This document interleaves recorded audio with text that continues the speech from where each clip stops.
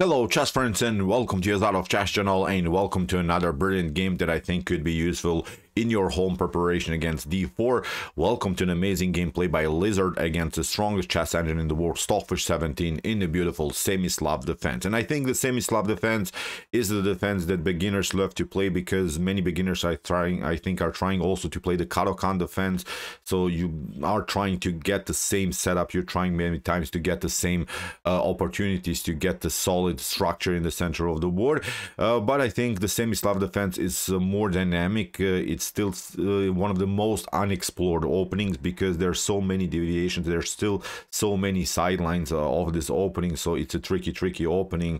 If you make a tiny little inaccuracy when it comes to positional understanding, you have huge problems. So I think this game will show the basic concepts, the basic ideas, but then also beautiful attacking opportunities from Black's perspective in the Semi-Slav Defense. So let's see now what happened with white. The Lizard chess engine opened with move d4, the fish response was d5, c4 the queen's gambit, c6 the Slav defense, knight to f3, knight to f6, knight to c3, 3 knights variation, and now we have the Semi-Slav setup with the move e6 here by Stockfish 17. Lizard continues with an attack against the knight, pins of course so far the knight to the queen, and Stockfish continues now with the move h6, attacks further the bishop. You can take here, it's of course also a normal line here by white, then trying to break and enter with move e4, but I think it's perfectly fine here to continue with the bishop pair, although you have maybe light square bishop problem where to go with it, but then afterwards maybe to search for opportunities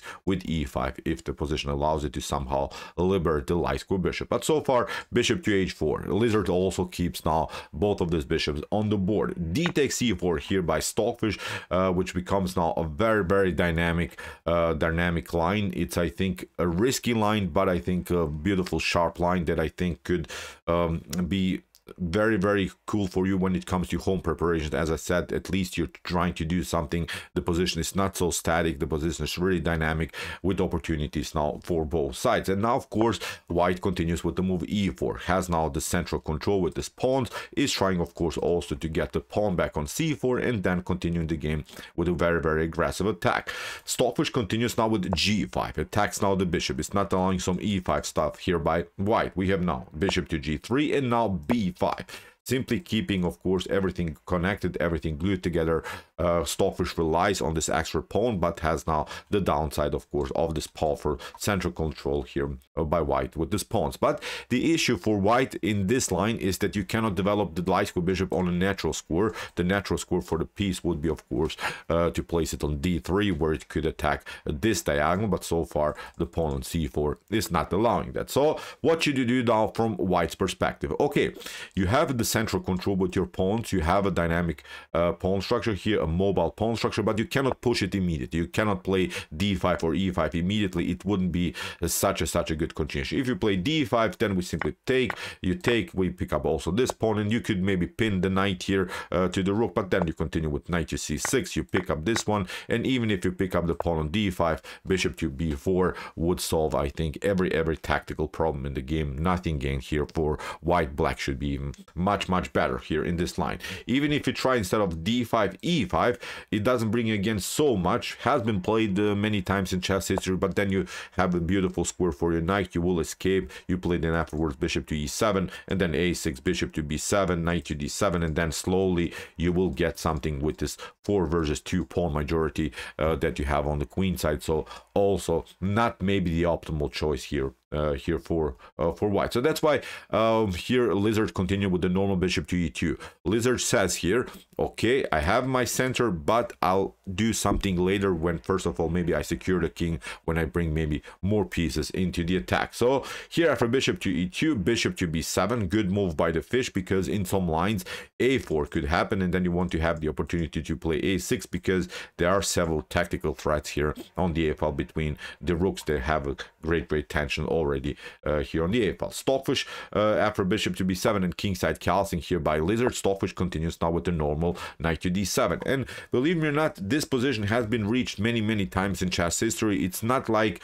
Stockfish is doing something new here. It's so far a really thematic game where, as I mentioned now many times, white is simply relying on the center, black is relying on this 4 versus 2 pawn majority on the queen side. We have now knight to e5, and now Stockfish goes immediately for the attack with h5. We have now knight takes d7, queen to d7, and now queen to c1, simply hitting now the pawn on g5. Stockfish protects it. Stockfish keeps now everything glued together and everything compact, but the issue with this move, rook to g1, Stockfish is almost saying here, I'll not castle anymore in this game, because with rook to g1, obviously you lost the privilege of castling, and even if you castle queenside, that's a move that you don't want to play, because then with a4, b3, and similar stuff, white would even, I would say, probably sacrifice even further pawns just in order to somehow open the c file. So with this move, rook to g8, Stockfish is basically stuck now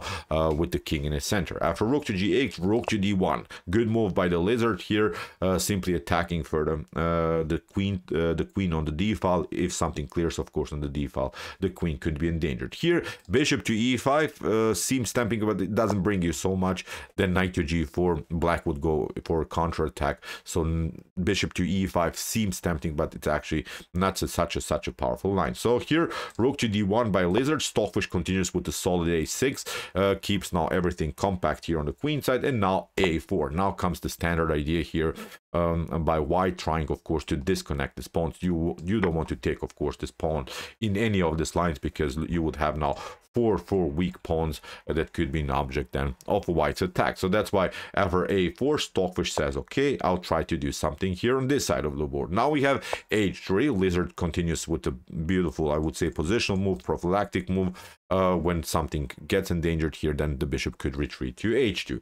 And here g4 by Stockfish continued the pressure. h4, Lizard is passing through, because Lizard wants also to keep the files and diagonals locked in front of its own king. So that's why h4 keeps everything solid now also for white on the king side. Stockfish continues with bishop to b4 with an idea to hit the knight and also pick up the pawn on e4. We have now queen to e3. Lizard connects now the queen to the pawn, and now queen to e7. Stockfish improves now also the position of the queen, because in some lines maybe finally the d5 goal could happen here for white. Bishop to f1 by Lizard. Rook to d8, keeping an eye against on the d file. Again, if d5 happens, Stockfish will have a great protection of the square. We have now bishop to f4, knight to d7 here by Stockfish, a beautiful theoretical novelty, allowing here even maybe Lizard to play moves like bishop to g5, but then you have the opportunity to play and then the beautiful f6 move. Here after Stockfish knight to d7, which becomes now, as I said, in move 20, a theoretical novelty, but it's not a surprise, I would say. In many Rui Lopez Italian games, I don't know, Queen's Gambit declines, many times we see even a theoretical novelty in move 25. I've seen also theoretical novelties in move 30. So the basic theory is really explored so far, but now with knight to d7, we have now completely new position. Queen to g3 here by Lizard, exploiting now the dark square problems that Stockfish has. We have to mention there are several now positional problems in black's camp. We have now knight to f6 by the fish, and now comes this idea e5, and that's a move that basically white doesn't want to necessarily play, but there's been simply no better choice. Even if you try to play again queen to e3, I think black would go again with knight to d7, then slowly but sure maybe even try some f6 e5 ideas, maybe even to pick up the knight, and to try maybe to play something like c5, liberating here the long diagonal, sorry, here for the light square bishop. So it's, I think, also a very pragmatic then setup then for black. So after move knight to f6 here, that's why e5 by Lizard, but Stockfish has now, as we mentioned also in the beginning, has this beautiful score for the knight, and has now this knight cemented. The position is now finally static in the center of the board. Nothing really can explode anymore in the center of the board. With this move, I think black's king gets more and more secured. We can even, I think, in some lines, if necessary, maybe to get the king on d7, because the center is so locked now that you don't have any tactical problems. We have now knight to e4. Of course, Lizard doesn't want to trade off knight. Is going now for the d6 weakness, is going also now for the f6 weakness that Stockfish has now in the continuation of the game. We have queen to c7 and now bishop to g5, going for the f6 square and also attacking now the rook. You could maybe try knight to d6 immediately to hop with your knight on this beautiful square, but it doesn't bring you so much. Black would create then the blockade, would simply continue the pressure against this pawn, and after something like knight to f4, queen to d6, you would lose the pawn eventually. Even if you try bishop to e5, then f6 is going to happen, and in some lines we can again secure the king, I think, on a beautiful square on f7 here. So after a couple of trades of pieces, again this bishop will be traded off, and then you go for the d6 pawn. So it seems tempting, but actually it's not working here for white. After queen to c7, we have bishop to g5. Lizard is going on for the square, and now the real fun starts. Here my Stockfish engine at home evaluates this position as even slightly better for black, because we have to mention Black is having an extra pawn. Black solved, I think, many tactical and positional problems with placing this knight on d5. Now for bishop to g5, there is of course the f6 weakness, but Stockfish finds now a beautiful idea. That's the move that I really liked in this game. Stockfish played now the amazing f6. This is the way to go. And there are now several options what white can do. You can maybe try knight to f6. This wasn't playing the game. But then we hit the knight, you're trying bishop to f6, and actually black can even sacrifice the exchange here. Really wild stuff. After e takes f6, we can trade off the queens, and now suddenly here we have a 3 versus 2 situation, but it doesn't bring you so much because it's actually a 2 versus 2 situation where you didn't gain an extra pawn. And then afterwards, after king to f7, white would lose probably the pawn on f6, would then have the weakness on b2, would have then weakness on d4, and although black is now on the exchange, I think when this pawns are starting to roll here, especially this 4 versus 2 situation that we mentioned now already, this is a perfect endgame here for black. So even if you try the same pattern with the move bishop to f6, again knight to f6, and then we pick up this one, then we go for the f6 pawn again, and probably we can again sacrifice with rook to f6 and then giving up the exchange, but again continuing the game with the same position. So that's why after f6, e takes f6 here by Lizard. Stockfish trades up now the queens, which is a good choice. Stockfish is now a little bit on the defensive side, and trading off the queens of course makes perfect sense. Stockfish continues with rook to d7, bishop to e2, king to f7, and now after king to h2, Stockfish plays now an amazing continuation again with a similar idea. Stockfish plays now the beautiful rook takes g5. Stockfish doesn't tolerate any spaces here on the king side. Mistake would have been here knight to f6. If you maybe ask yourself the question why Stockfish didn't go for this line, then rook to f1 pins everything, and suddenly the position is collapsing here for black. So after king to h2, Stockfish continues now with the brilliant rook takes g5. This is the way to go. Here, if you try h takes g5, it doesn't bring you so much, because then we have knight to e3. We will place the knight on f5 here, and if that happens again, there's simply no open space for white. White cannot occupy here the f file, because we'll play knight to f5 and then go for the d4 weakness. So this line is obvious again, not so good here for white. So after king rook to g5, knight to g5 here by Lizard, but now Stockfish finally grabs the pawn, and of course Lizard includes now the rook into the attack. Now the king is in danger. King to e7. What should you do? There are now 2 choices. Rook to f2 is a more solid line which protects the second rank. Here Lizard could have also gone into this line with rook to f7, but now Stockfish would probably play king to d6, and then after a couple of trades of rooks, the issue is now after a couple more moves and c5, the bishop will eventually come on d4, and when the pawn on b2 is lost, then I think the game is lost here for white. Even if you try some checks, we can always cover with the knight, and I think from a endgame's perspective, I would say here completely winning game here for black. Although it's a tough probably battle, but we don't want to dive now too deep into what would have happened if white does this, if black does this. But I think we can agree here, if this b2 pawn is lost, with the support of both of these bishops, maybe pawns would be rolled here on the queen side. So here after king to e7, rook to f2 by Lizard, Stockfish plays now a good knight to e3, which prevents many moves. Rook to f1, first of all. Rook to d1 is also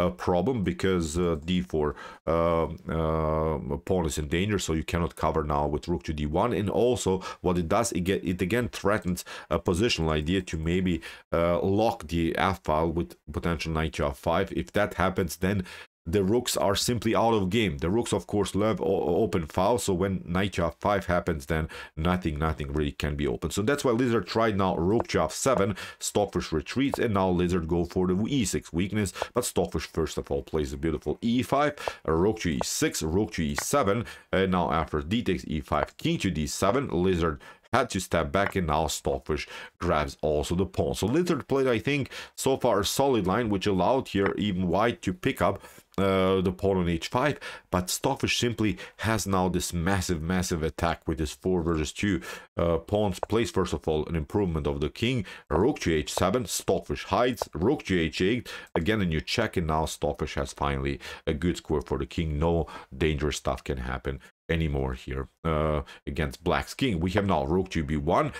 Here Lizard desperately is now trying to defend his pawn on b2. Stockfish covers now the 7th rank, and now after rook to f8, Stockfish goes with an attack here with the king. Now Stockfish is going for the a4 pawn. We have now 8 takes b5. Lizard improves now here the position, doesn't want to this pawn on a4 to be taken, because we mentioned here black's king was already very active. After 8 takes b5, Stockfish continues on with 8 takes b5, rook to d8. We have now king to c7, and now rook to g8. Here Lizard created a very dangerous pass pawn now, which we have to say is supported by potential knight activity, and is also supported by the rook. So Stockfish has also to be careful how to handle this very dangerous pawn. Stockfish first of all plays the solid bishop to c8. This bishop is blocked here anyway, so Stockfish is searching for new opportunities, especially here on this f5 score. We have now h5, and now we have bishop to c5. Stockfish has to now cover many problems here on the h file. As we said, this pawn is very dangerous. After bishop to c5, rook to a1, Stockfish plays now the move bishop to d4, and now Lizard continues with a good move with the move h6. The issue here is after h6, bishop to b2 is not working here, because then you get a check, then you have to step back, and then look at this, rook to a7 could happen, and now the bishop on d4 is not covering anymore the square, so this line is simply not working here for black. So after move h6 that Lizard played, Stockfish continues now with bishop to f5. Still has an eye here on the a7 square, so no dangerous checks are possible. So rook to a1 was really an interesting move here by Lizard. After bishop to f5, rook to g7, we have now king to d6. Great move by Stockfish, because Lizard actually prepared here pardon me, here Lizard prepared a dangerous trap, because after rook to g7, h6 g7, and bishop to g7, then you would run into this tactic. You would lose then the piece here on the 7th rank, so it would be game over. So after rook to g7, that's why Stockfish continues with king to d6, rook takes e7, king takes e7, and now h7. Look at this, Lizard is going on here with this pawn. Really amazing also play here by white, but Stockfish again finds now finally the best move, bishop to b2. We have now rook to a3, an attack against the knight. Stockfish hops down with the knight on d5, and now rook to a7 check. Here Lizard played now king to h1. Even if you try something like a rook to a8 to support now here the h pawn, actually after bishop to d4 in a promotion, Black would simply push the pawn here. That's the issue. You don't have time to get your rook into the game, because then c2 is going to happen and the game should be over. So that's why Lizard tried king to h1. Stockfish continues now with this centralization. Further centralization of the king, is going for the d4 square, and then is trying to push the pawns here on the queen side. We have now rook to f7, an attack against the bishop. Now after bishop to e5, now here Lizard, interestingly, here promoted to a rook, which was really, really crazy, but it doesn't matter. Here Black has to go now, finally give up now the bishop for the piece, and now after rook to h8, we have now this crazy position where Stockfish is down a whole rook, but has now 3 connected pass pawns. And the good part is these pass pawns are somehow placed like a shield. Here, look at this, they're protecting Black's king. You cannot really deliver even some dangerous checks by the rook. So really interesting position, where Stockfish evaluates this position as completely winning here for Black, although Stockfish doesn't have any more the rook on the board. So bishop to f5, here Lizard includes now the rook into the game, and Stockfish simply pushes the pawns further. We have now check, now an attack against this pawn, but now look at this, c5. Again, Stockfish builds this amazing shield with the pawns, with these 3 beautiful pawns that are rolling. We have now knight to b7. Stockfish gets out of the potential attack by the knight. We have now king to g1, and now c4. Stockfish is simply pushing the pawns further. Bishop to d3, rook to c8, knight to e7. Now attack against the knight, and now here Lizard is desperately trying to get the king into the game, but the king is a little bit too slow. Stockfish pushed the pawn now, and Lizard had to now give up now the bishop for pawn. And still this is winning, because again, nothing dramatically changed. Still Stockfish has 2 connected pass pawns. If these pawns would be split, if they would not be connected, then it would be, I think, a different story. But 2 connected pass pawns in the endgame are strategically such a good thing. So now again, Lizard is trying somehow to battle by placing the rook behind, but now Stockfish covers it.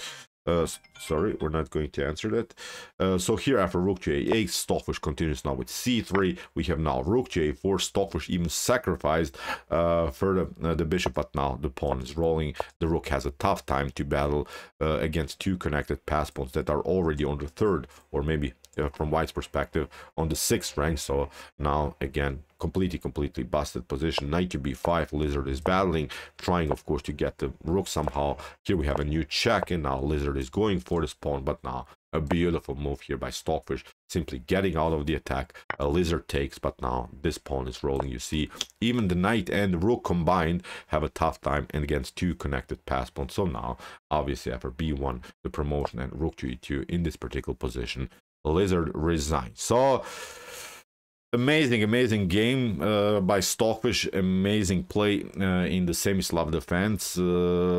This whole team with this early 8 d takes c4 is, I think, something that's very dangerous also for White to handle. We saw that you can get your space, that you can get a great activity, but sometimes you see Black can defend this pawn with b5, and then it becomes a very dynamic game, very interesting game. I think it's a position that you could get in the Semi-Slav Defense. So in my opinion, great play and great strategies here by Stockfish 17. So okay, I hope that you enjoyed this game. If you want to see some other beautiful and spectacular positional and tactical games like this, check out our coverage. Here is the link of our commented chess games played by computers. And if you like this content, hit the subscribe button. See you soon with some more videos, and what do we say in the end? Chess is the best, of course.